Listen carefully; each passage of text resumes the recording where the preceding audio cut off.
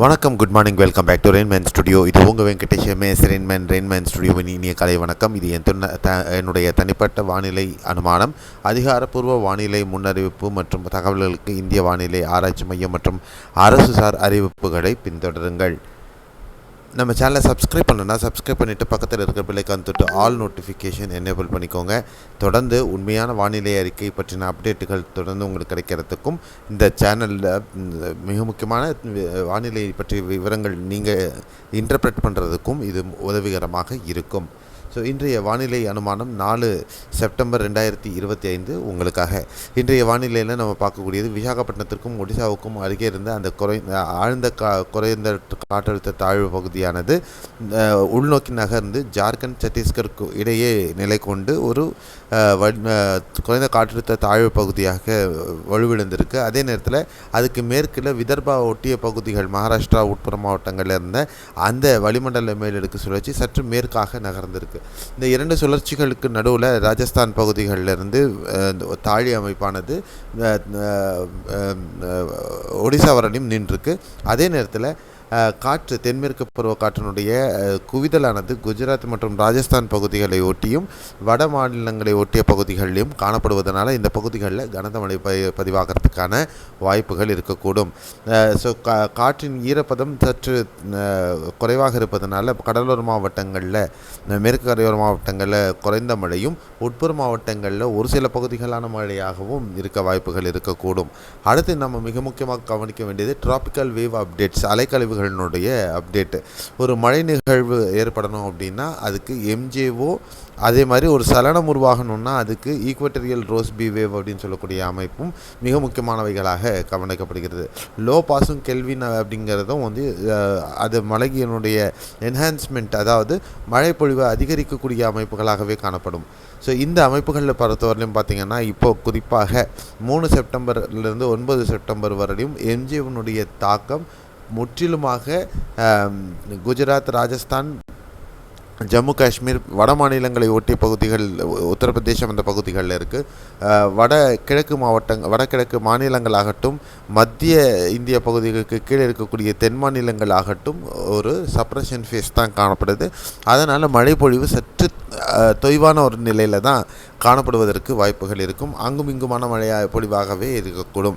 அதே நீங்கள் 10ஆம் தேதி செப்டம்பர்லேருந்து 16ஆம் தேதி செப்டம்பர் எடுத்தீங்க அப்படின்னா மத்திய இந்திய பகுதிகளிலிருந்து குறிப்பாக உத்தரப்பிரதேசம், உத்தராகண்ட், இமாச்சல் பிரதேசம், டெல்லி, உத்தரப்பிரதேசம், பீகார், வடகிழக்கு மாநிலங்களாகட்டும், மேற்கு கரையோர பகுதிகளாகட்டும், குறிப்பாக வங்கக்கடல் பகுதிகளிலும் தமிழகத்தை ஒட்டிய பகுதிகளிலும் ஈக்வட்டரியல் ரோஸ்பியோனுடைய அமைப்பும் எம்ஜிஓனுடைய தாக்கமும் அந்த பகுதிகளில் அதிகமாக காணப்படுது. அதன் காரணமாக வங்கக்கடல் பகுதிகளில் ஒரு வளிமண்டல மேலடுக்கு சுழற்சி தமிழகத்தை ஒட்டி வருவதற்கு வாய்ப்புகள் இருக்கும் அப்படிங்கிற அமைப்பும் காணப்படுகிறது. ஸோ இந்த காலகட்டத்தில் மழையினுடைய தாக்கம் தமிழகத்தில் படிப்படியாக, அதாவது 9ஆம் தேதியிலிருந்து தமிழகத்தில் வெப்பச்சலன மழையினுடைய தாக்கமும் மழையின் தாக்கமும் படிப்படியாக அதிகரிப்பதற்கு வாய்ப்புகள் இருக்கும். அதே நேரத்தில் 17 செப்டம்பர்லேருந்து 23 செப்டம்பரில் வங்கக்கடல் பகுதிகளில், தமிழகத்தை ஒட்டிய வங்கக்கடல் பகுதிகளிலையும் சரி, அரபிக்கடல் பகுதிகளிலையும் இந்த எம்ஜிஓனுடைய தாக்கம் சப்ரேஷனுக்கு போகுது. அதே நேரத்தில் குஜராத் மற்றும் வட கிழக்கு மாநிலங்களை ஒட்டிய பகுதிகளில், பங்களாதேஷ் இந்த பகுதிகளில் எம்ஜிஓனுடைய தாக்கம் அதிகமாக காணப்படுது. ஸோ இந்த பகுதிகளில் மழைப்பொழிவினுடைய தாக்கம் அதிகரிக்கும். தமிழகத்தில் மழையின் தாக்கம் குறையாது. அதே நேரத்தில் கடலோர மாவட்டங்களில் குறைவாக இருந்தாலும் உட்புற மாவட்டங்களில் வெப்பச்சலன மழை தொடரும். அதே நீங்கள் கடைசியாக நீங்கள் 24 செப்டம்பர்லேருந்து 30 செப்டம்பர் போனோம் அப்படின்னா ராஜஸ்தான் பகுதிகளில் சப்ரஷன் ஃபேஸை நீங்கள் பார்க்குறீங்க. அந்த இடத்துல தான் நீங்கள் கவனிக்கணும். இந்த தென்மேற்கு பருவமழை விடைபெறக்கூடிய காலகட்டம் அந்த இடத்துல ஸ்டார்ட் ஆகுது. அதே நேரத்தில் மத்திய இந்திய பகுதிகளிலும் வடகிழக்கு மாநிலங்களிலும் இந்த எம்ஜிஓனுடைய தாக்கமும் குறைய ஆரம்பிக்கிறது. ஸோ இதனால் மழையின் தாக்கம் குறையிறது மட்டும் இல்லாமல் அந்த ஐடி சீசன் சொல்லக்கூடிய வெப்ப குவிதல் பகுதியும் படிப்படியாக கீழே இறங்க ஆரம்பிக்குது அப்படிங்கிற இண்டிகேட்டர் நமக்கு இதில் கிளியராக தெரியுது. ஸோ நமக்கு 24 செப்டம்பருக்கு பிறகாக தென்மேற்கு பருவமழை விடைபெறுவதில் தொடங்கும், ஆனால் தொய்வு இருக்கும் அப்படிங்கிறது தான் இந்த படமும் நம்மளுக்கு உணர்த்துது. ஸோ வெப்பச்சலன மழை 9ஆம் தேதிக்கு பிறகாக தமிழகத்தில் முழுவீச்சில் தொடங்க இருக்கிறது, தென் மாநிலங்கள்லேயும். அதே நேரத்தில் அது தொடர்வதற்கும் வாய்ப்புகள் இருப்பது அப்படிங்கிறது தான் நம்ம இதில் புரிஞ்சிக்க வேண்டிய மிக முக்கியமான விஷயம். ஸோ அதே நேரத்தில் வடகிழக்கு பருவமழை தொடங்குவதில் தாமதம் ஏற்படவும் காரணம் இந்த எம்ஜிவினுடைய அமைப்பானது லானினா காலங்களில் ஒத்த அமைப்பை திருப்பி காட்டுறதுனாலையும், அதே நேரத்தில் இருமுனை நிகழ்வு இந்திய பெருங்கடல் பகுதிகளில் நெகட்டிவ் ஃபேஸில் போகிறதும் நமக்கு இது ஒரு அமைப்பினுடைய தாக்கமாக நம்ம எடுத்துக்கலாம். ஸோ வடகிழக்கு பருவமழை பற்றின முன்னோட்டம் நம்ம லேட்டராக கொடுக்கலாம், இப்போ கொடுக்க வேண்டிய அவசியம் இல்லை. ஏன்னா அதில் மாறுதல்கள் இருக்கும். எந்த அறிவிப்பு இப்போ கொடுத்தாலும் அது மாறுதல்களுக்கு உட்பட்டே இருக்கும் அப்படிங்கிறது தான் என்னுடைய கூற்று.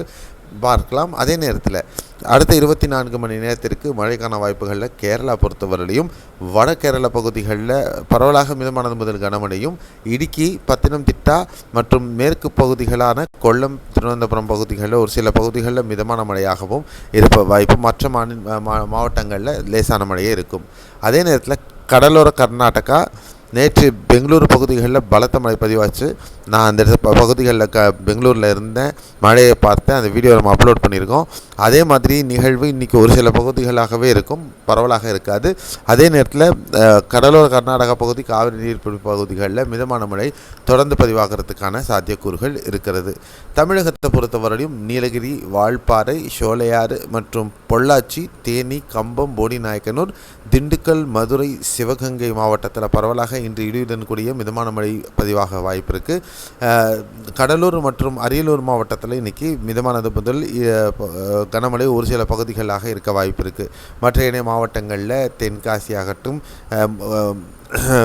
திருநெல்வேலியின் மேற்கு பகுதிகளாகட்டும், நாகர்கோவில், கன்னியாகுமரி, தூத்துக்குடி, ராமநாதபுரம், விருதுநகர் மாவட்டங்களில் மேகமூட்டத்துடன் ஒரு சில பகுதிகளில் லேசான மழையும், கோவை, திருப்பூர், ஈரோடு, சேலம், தருமபுரி, கிருஷ்ணகிரி, நாமக்கல், கரூர் ஆகிய பகுதிகளில் மேகமூட்டத்துடன் ஒரு சில பகுதிகளில் மட்டும் லேசான மழையும், வேலூர், திருப்பத்தூர், திருவண்ணாமலை, ராணிப்பேட்டை, விழுப்புரம், கள்ளக்குறிச்சி, பெரம்பலூர், டெல்டா பகுதிகளில் தஞ்சை, மயிலாடுதுறை, காரைக்கால், நாகை, திருவாரூர் மாவட்டங்களில் மேகமூட்டத்துடன் ஒரு சில பகுதிகளில் லேசான மழையும், வட கடலோர மாவட்டங்களில் சென்னை, திருவள்ளூர், காஞ்சிபுரம், செங்கல்பட்டு, விழுப்புரம், பாண்டிச்சேரி மாவட்டங்களில் கடல் காற்றினுடைய வருகையை பொறுத்து ஒரு சில பகுதிகளில் லேசான மழை அல்லது மிதமான மழையை நம்ம எதிர்பார்க்கலாம். கடல் காற்று தாமதமாகும் பட்சத்தில் இந்த பகுதிகளுக்கு மழை வாய்ப்பு குறைவாகவே இருக்கும். ஸோ இதுதான் இன்றைய வானிலை நிகழ்வினுடைய மிக முக்கியமான அப்டேட்.